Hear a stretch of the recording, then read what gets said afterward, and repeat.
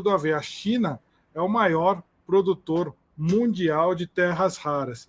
E o Ricardo até congelou aqui, eu não sei o que aconteceu. Vamos ver se ele volta. Enquanto isso, eu vou fazer aqui a apresentação das terras raras. Pelo menos ele congelou aqui no sorriso dele. A China tinha, em 2010, ela tinha mais ou menos um grande exportador de terras raras, ela tinha 97% do mercado. E aí, o Ricardo caiu, ele deve voltar já já. A China tinha 97% do mercado de terras raras e atualmente tem 78% do mercado de terras raras. Isso muitas pessoas falam que as terras raras atualmente é o que o petróleo foi na década de 70, na década de 80, ou seja, que geraria motivos para guerras. Ricardo está tentando entrar aqui. As terras raras gerariam aí uma competição de mercado tão grande quanto o petróleo já gerou no passado. Ricardo voltou aqui. Ficou até congelado aí de tantos elogios que ele recebeu aqui. Quer falar sobre o conceito de terras raras, Ricardo? Quer explicar para o pessoal o que é terras raras ou quer que eu falo aqui? Vou começar, depois eu emendo aí. Tá bom. Terras raras são 17 elementos químicos diferentes que eles foram descobertos ali nos anos de 1700. São elementos químicos, estão lá na tabela periódica. Só que eles falavam, na época eram raras, só que eles existem em todas as partes do mundo, não são tão raros assim. Mas tem aí um certo charme você falar que é raro, né? Aí o pessoal acha mais bacana. E eles são, por exemplo, eu anotei aqui alguns nomes que é difícil você falar aqui. O cerium, o neodymium, são alguns desses elementos químicos, e eles são importantes porque eles são usados, eles são essenciais para a tecnologia de hoje. Por exemplo, você usa para fazer lentes, você usa para fazer lasers, você usa para fazer aqueles cabos de transmissão de internet, cabos oceânicos. Você usa para fazer turbinas de geração de energia elétrica, aquelas turbinas eólicas. Você usa para fazer baterias, além do cerium, europium, trinium, são elementos químicos aí bastante raros e eles têm propriedades magnéticas, elétricas, ópticas e metalúrgicas que os outros elementos aí da tabela periódica eles não têm. Eles têm essas propriedades químicas muito parecidas, então eles são chamados em conjunto de terras raras. Mas se a gente for ver aí a formação nuclear, a estrutura atômica dessas terras raras já é bastante diferente. Mas então, isso são terras raras. E qual que é a principal característica dessas terras raras? É muito difícil você extrair as terras raras. Tem praticamente em todos os países. O Brasil tem muito de terras raras, até minerava mais que isso. Só que tem um grande problema. As terras raras, elas estão presentes aí em 3 a 5% do solo. Então, para você ter uma quantidade significativa desses minérios, você tem que minerar uma quantidade gigantesca de terra. Aí você precisa de água, você precisa de outros elementos químicos. Isso gera uma poluição gigantesca. Aí, há cerca de 30 anos atrás, a gente tinha como principal produtor de terras raras, era ali a Califórnia. Até ficou conhecida, tinha o Vale do Silício, você tinha uma série de... você precisava para a indústria tecnológica. Só que com o tempo, isso foi, assim como as linhas de produção, foram sendo exportadas para outros países. E hoje a China tem aí cerca de 80% da produção de terras raras. Mas ela faz isso em detrimento da sua... do benefício da sua população, aí, porque é uma operação extremamente poluidora. a maior mina de terras raras da China fica ali perto da Mongólia, e você tem a qualidade de vida ali terrível ali naquela região, porque você tem uma poluição gigantesca. Só que para você fazer desde lentes de telescópio, para você estudar astrofísica, até você fazer mísseis avançados, você precisa desses elementos. Você precisa desses elementos para fazer a transição energética, para você fazer, para você captar energia eólica, você precisa disso. Para você fazer baterias, você precisa desses elementos. Então, é muito complicado você fazer o que muita gente diz, é o que talvez as nações competissem no passado apenas por petróleo, talvez com as tecnologias futuras as nações passem a competir pela produção de terras raras. A China, por exemplo, ela desenvolveu não é só o fato dela estar disposta a minerar, mas ela tem aí uma grande tecnologia para fazer essa mineração, não é simples. Então, está concentrada ali na mão da China. Ricardo, qual que é a tua opinião? A terra rara, ela vai ser aí um risco geoestratégico ou vai ser aí, você acredita que ela é o petróleo branco dos dias de hoje? Eu acho que vai dar uma alavancagem geopolítica gigante para a China e para a Rússia de novo, né?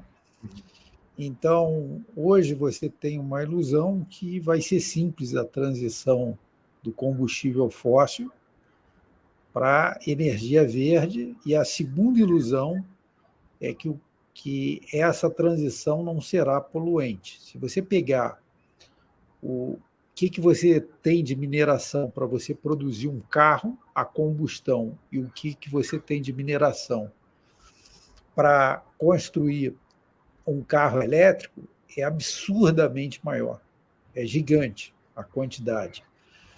E o impacto ambiental disso é gigante também. Mas como isso foi uma ideia que já foi vendida e não se consegue voltar atrás, né? É difícil agora dizer que não é bem assim e explicar à opinião pública. Isso vai continuar, essa transição. Tu tem alguns problemas com essa transição.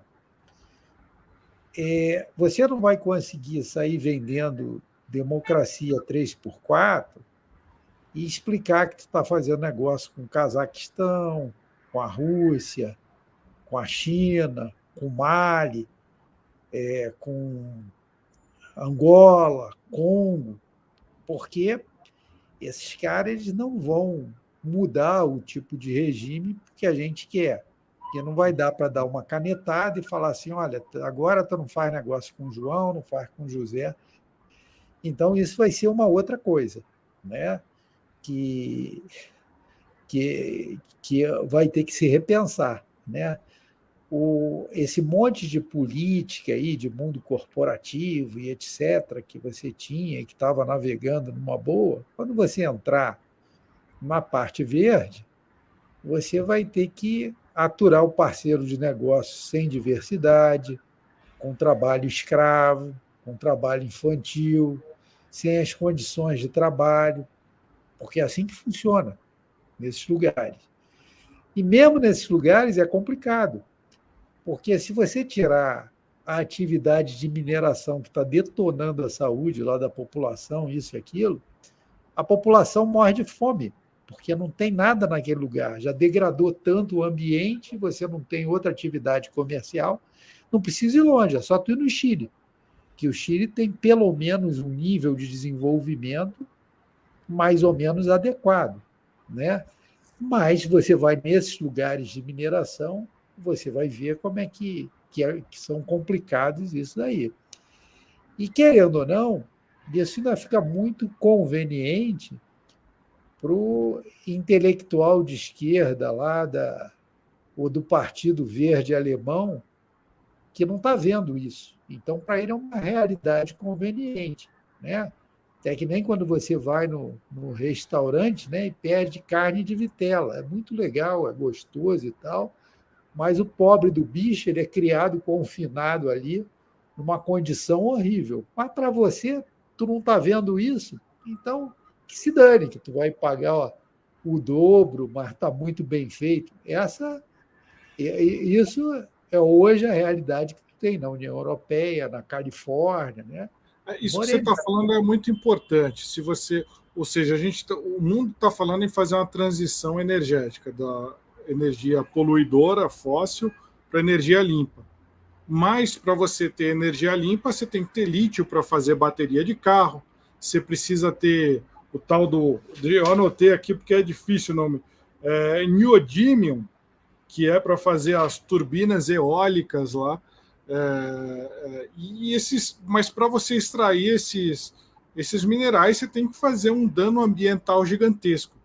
Então, na tua opinião, não tem como a gente fazer essa transição energética sem destruir mais o planeta? O que você acha? Eu acho impossível, porque, vê bem, ó, por que a China se desenvolveu tanto em painel solar? Porque boa parte desse trabalho você não consegue automatizar. Você precisa do cara olhando e ele fazendo ligações com as mãos, com os dedos, entendeu? E você ainda não conseguiu automatizar. Então, essa é uma das grandes dificuldades. Então, o que eu acho preocupante é ninguém fazer a conta. Tá? E isso daí você também teve na pandemia. Qual que é essa conta? Qual que é o impacto do mundo do jeito que está e qual que é o impacto da transição? Porque talvez você vá ter que rever alguns pontos do tipo, olha, a energia nuclear, que era o patinho feio que ninguém queria, hoje talvez vale mais a pena gastar mais tempo ou aprofundando pesquisa nisso para ver se não é uma solução, entendeu? Ok, o resíduo nuclear ainda é um complicador e tal, mas qual o impacto do resíduo nuclear se eu fizer o processo direitinho e qual o impacto de eu sair devastando um monte de coisa? Então, alguém tem que fazer essa conta. É igual na pandemia. Quando você teve a pandemia, tem o fique em casa e o trabalho. Cara, precisa se fazer a conta, né? Tem duas curvas. A curva lá da contaminação, enquanto a gente morre, e a curva do impacto na economia e quanta gente morre. Então, eu não sou contra, eu não sou favorável ao caminho A ou ao B. Depende de como você olha isso e você fazer a conta. Essa discussão não pode ser uma discussão política, ela tem que ser uma discussão técnica, para o cara entender que $1 na geração de energia na Califórnia equivale a $9 gasto na Alemanha para gerar a mesma quantidade de energia, $9, $10. Então o cara precisa entender isso.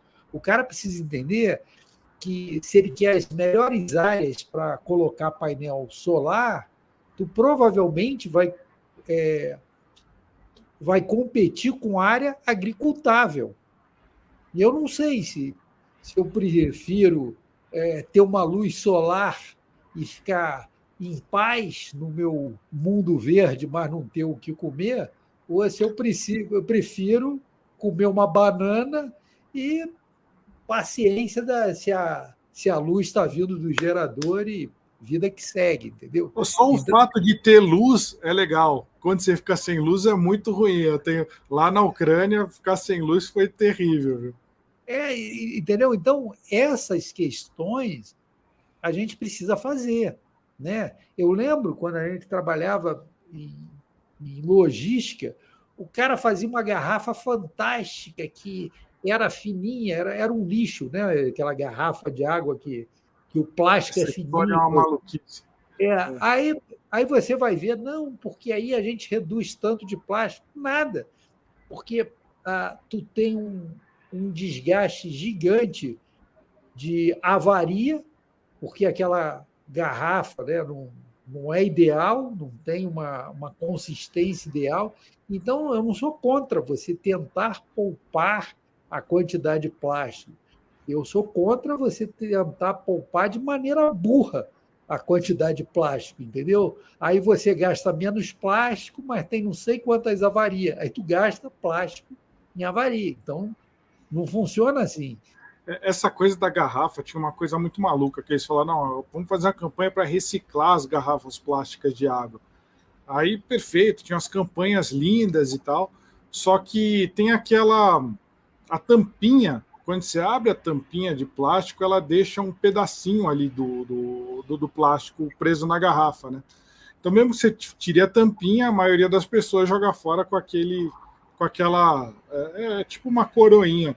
Só que a densidade daquilo ali é diferente do outro plástico. Aí você não consegue reciclar só porque tem aquilo aí. Você não consegue automatizar a reciclagem por causa daquela tampinha.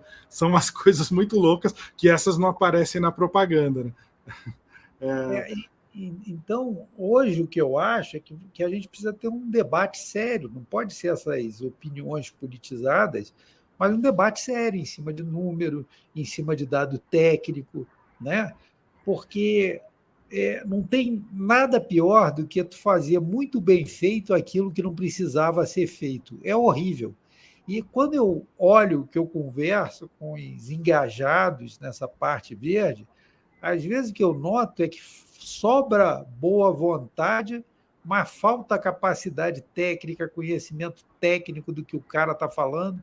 Então, às vezes, o cara faz um esforço em cima de uma realidade que daria muito certo se fosse no país A, mas no país B não vai dar, vai ser pior do que aquilo, por causa de condições geográficas, por causa de condição climática, e por aí vai, né? Então, hoje, o que eu sinto é que o pessoal está preocupado com combustíveis fósseis, acharam que a única solução vai ser energia verde, não sei por que excluíram a nuclear aí do meio do caminho, né? E acharam que esse modelão vai funcionar igual em tudo. E não vai. Né? Não vai, talvez dê muito certo na África, na China, na América Latina. Né? Então, precisa separar isso. E um outro grande problema é o seguinte, né? Vamos lá, os Estados Unidos, a Europa, eles chegaram onde chegaram, criaram valor, desenvolveram as suas sociedades às custas de um passivo ambiental gigante. Hoje, o que eles querem, né, a grosso modo, é que você abra mão dessa tua oportunidade para preservar o meio ambiente, porque chegou num ponto crítico. Mas não foi você que fez isso aí chegar nesse ponto crítico. Né? Os grandes poluidores hoje ainda são os Estados Unidos, China. Né? Então, na realidade, o que eles querem é o seguinte: eles querem crédito de carbono. Você não desmata e eu te pago alguma coisa por isso, eu te dou esmola por isso. E não é bem assim. Né? Não é bem assim. Porque, da mesma forma que eles quiseram construir riqueza, os outros países também querem. Por que a Índia vai querer 1,5 bilhão na pobreza e vai deixar de usar carvão? Vai usar uma energia mais cara solar. Ah, não, mas aí, por que você não descarboniza a tua economia? Ah, você não quer tomar banho frio. Então, esse é que é o grande problema. Você não vai conseguir um negócio que vai ser tão simplório, essa solução, e que você vai conseguir empurrar. E outra coisa interessante é que, de novo, antes a União Europeia estava na mão da Rússia para energia, agora ela vai ficar boa parte na mão da China para energia renovável. Vai ter de novo a China